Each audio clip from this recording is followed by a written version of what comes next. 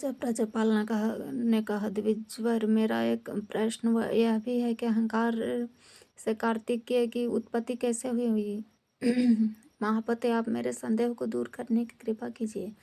मुनिवर महातपा बोले, राजन, संपूर्ण तत्वों में जिन्हें प्रधान स्थान प्राप्त हुए उसे परम पुरुष परमात्मा कहा जाता है। सब के आरंभ में उन्हीं से अव्यक्त तत्व का उत्पत्ति हुई है। तत्व 3 प्रकार के हैं, परम पुरुष और अव्यक्त युग में महत्व का प्रादुर्भाव हुआ। इस महत्व को अहंकार भी कहते हैं। इसमें जो पुस्तक है वह भगवान विष्णु अथवा शिव नाम से प्रसिद्ध है। इसमें जो पुरुषत्व है वह भगवान विष्णु अथवा शिव नाम से प्रसिद्ध है। व्यक्त प्रकृति भगवती उमा देवी का कमल नयन लक्ष्मी है। उन्हीं भगवान शंकर और उमा के संयोग से अहंकार की उत्पत्ति हुई।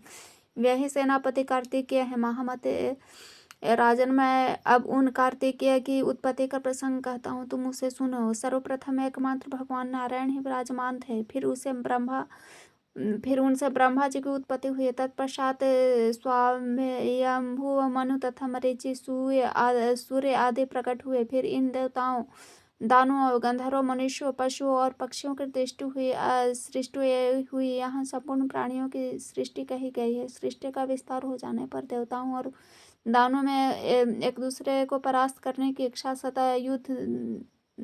से सदा युद्ध होने लगा, क्योंकि उन दोनों दलों में अपार बल था और उनमें सदा बैर की भावना बनी पड़ी थी।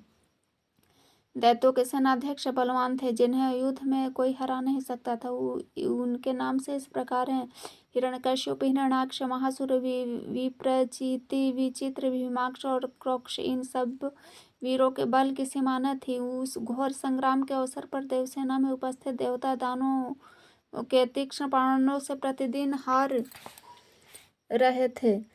उनके पराजय देखकर बृहस्पति देव ने कहा, देवताओं, तुम्हारी सेना में कोई सेनाध्यक्ष नहीं है। केवल एक इंद्र से ही सेना की रक्षा हो सके, यह नितांत असंभव है। अतः तुम लोग अपने लिए किसी सेनाध्यक्ष का अन्वेषण करो। अब इसमें देर करना ठीक नहीं है।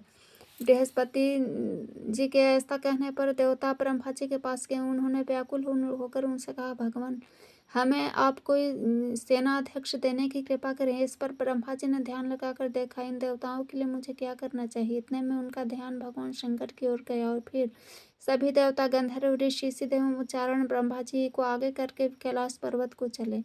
वहाँ पशुपति भगवान शंकर का दर्शन करके अनेक प्रकार स्तोत्रों द्वारा सभी ने उनकी स्तुति आरंभ कर दी। देवता बोले, महेश्वर, हम सब देवता आपके शरण में आए हैं। भूत भावन आप त्रिनेत्र भगवान शंकर उमापति, विश्वपति, मरुत्पति, जगतपति नाम से विख्यात हैं। आपको हमारा प्रणाम है। प्रभु, आप हमारी रक्षा करें। भगवान, आपके जटापुंज के अग्रभाग पर बैठे हुए चंद्रमा की किरणें के प्रकाश से तीनों जगत स्वच्छृंग हो रहे हैं। आप ही अच्युत त्रिशूल पाणी पुरुषोत्तम कहलाते हैं। दैत्यों द्वारा उत्पन्न भय हमारे ऊपर आ गया है, आप उससे हमारी रक्षा करने की कृपा करें। श्रेष्ठ देवताओं में भी परम श्रेष्ठ प्रभु, आदिदेव, पुरुषोत्तम, हर, भव, महेश, त्रिपुरांतक, विभु, भग, देवता के नेत्र हरने वाले, दैत्य रिपु, पुरातन और ऋषभध्वज, इस प्रकार आपके अनंत नाम है। भगवान, हमारी रक्षा में आप ही सक्षम है। गिरिजापति प्रभु, पर्वत पत्नी मैना के आप वात्सल्य भाजन हैं। हे देवेश्वर, अच्युत, गणेश, भूतेश, शिव, अक्षय, अयन, दैत्यवरांतक आपकी संज्ञाएं हैं। भगवान, आप हमारी रक्षा करें। पृथ्वी आदि 5 तत्वों में वह अप्रतिष्ठित आपके प्रधान गुण भी 5 ही है। विशेषता यह है कि आप आकाश में तो केवल ध्वनि रूप से लीन रहते हैं।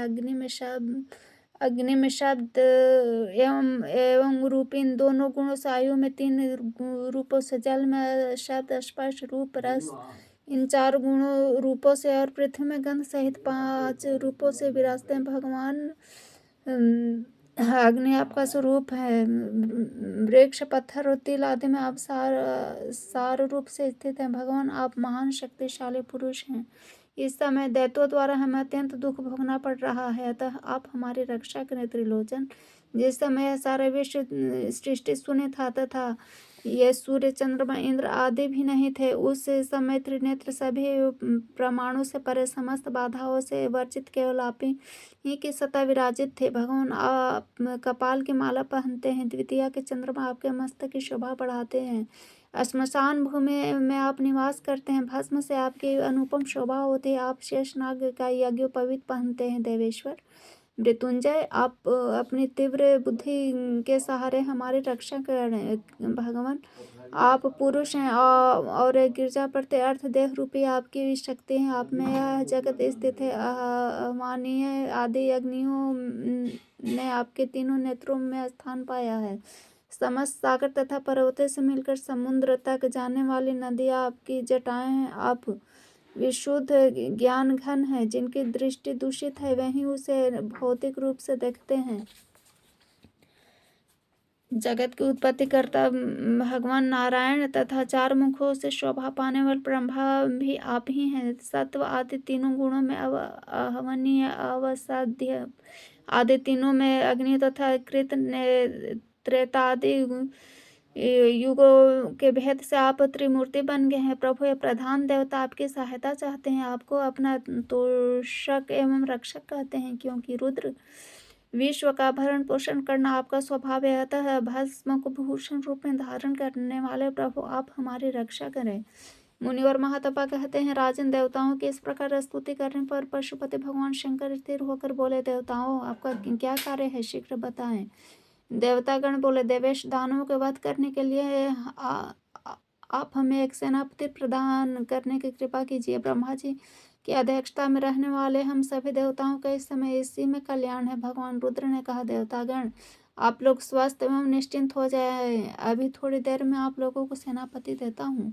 राजन के वो कहकर भगवान रुद्र ने देवताओं को जाने की आज्ञा देते हुए पुत्रोत्पत्ति के निमित्त अपने विग्रह में रहने वाली शक्ति को प्रेरित किया। उनके द्वारा शक्ति शुद्ध होते ही एक कुमार प्रकट हो गया। उनकी प्रभा ऐसी थी मानो तपता हुआ सूर्य हो। वह अपनी जन्मजात शक्ति को इस प्रकार प्रकाशित कर रहा था मानो वह शक्ति ज्ञानमय बनकर एकमात्र उसी के पास पूंजीभूत हो गई हो। राजेंद्र, उस कुमार की उत्पत्ति से संबंधित अनेक प्रकार की कथाएं बहुत से मनवंतरों तक कल्पों में देवताओं के सेनापति होने के विविध प्रसंग है। भगवान शंकर के शरीर में अहंकार रूप से जिन देवताओं की प्रसिद्धि है वे सभी देवता प्रयोजनवश सेनापति बनकर शोभा पाने लगे। उस कुमार उत्पन्न हो जाने पर स्वयं ब्रह्मा देवताओं के साथ आए और उन देवाधिदेव भगवान शंकर की पूजा की। समस्त देवता ऋषि सिद्धों और भगवान शंकर ने उस सेनापति होने वाले बालक को पाल पोस कर बड़ा किया। तब उस बालक ने देवताओं से कहा, आप लोग मुझे 2 सहायक तथा कुछ खिलौने दें। उस समय भगवान रुद्र ने उस बालक की बात सुनकर वचन बोले, पुत्र तुम हो खेलने के लिए कुक्रुट तथा सेना सहयोग के लिए शाख एवं विशाख नाम वाले 2 अनुचर देवता हूँ। कुमार तुम भूत ग्रह एवं विनायकों के नेता बनो और देवताओं की सेना के सेनापति हो जाओ। राजन, भगवान शंकर के ऐसा कहने पर सभी देवता गण प्रसन्न हो अभिलेषित वाक्यों को उच्चारण करके सेनाध्यक्ष भगवान स्कंद की स्तुति करने लगे।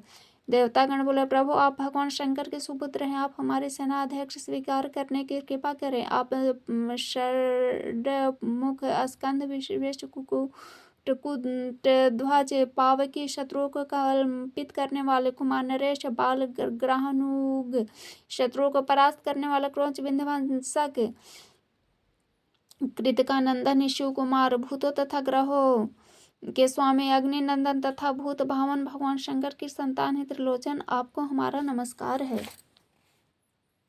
राजन, देवताओं के इस प्रकार प्रार्थना करने पर रुद्र कुमार भगवान स्कंद की आकृति तेजी से बढ़ने लगी। फिर तो वे 12 आदित्यों के समान तेजस्वी एवं पराक्रमी हो गए। उनके तेज से तीनों लोकों में ताप छा गया। राजा प्रजापाल ने पूछा, गुरु अपने स्कंद की कृतिका पुत्र कैसे कहा, अथवा ये कुमार पार्वती के क्षणमात्री नंदन क्यों कहेंगे, इसका कारण मुझे बताने की कृपा करें। मुनिवर महातपा कहते, राजन मनवंतर के प्रारंभ में कार्तिकेय की जिस प्रकार उत्पत्ति हुई थी वह प्रसंग मैंने बतलाया। देवता लोग तो भूत और भविष्य की बातें भी जानते हैं, तब उनके द्वारा इन गुण घोतक नामों का उच्चारण हुआ। अग्नि के पुत्र होने से इनका नाम पावकी हुआ।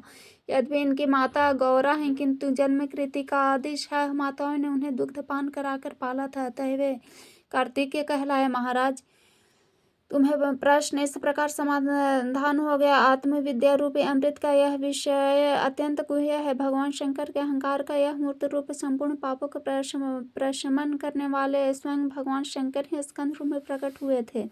पितामह ब्रह्मा जी ने इस अभिषेक के समय इन्हें षष्ठी तिथि प्रदान की थी। अतः जो व्यक्ति इस तिथि के संपूर्ण स्वयं केवल फल के आहार रहकर उनकी पूजा करता है, उसे यदि पुत्र न हो तो पुत्र की प्राप्ति, अथवा निर्धन हो तो धन की प्राप्ति हो जाती है। इतना ही नहीं, मनुष्य मन से भी जिस वस्तुओं का इच्छा करता है वह उसे सुलभ हो जाते हैं। जो मनुष्य स्वामी कार्तिकेय के उपर्युक्त गुण नाम पूर्ण स्तोत्र का पाठ करता है, उसके घर में बच्चों का सदा कल्याण होता है और वे निरोग रहते हैं।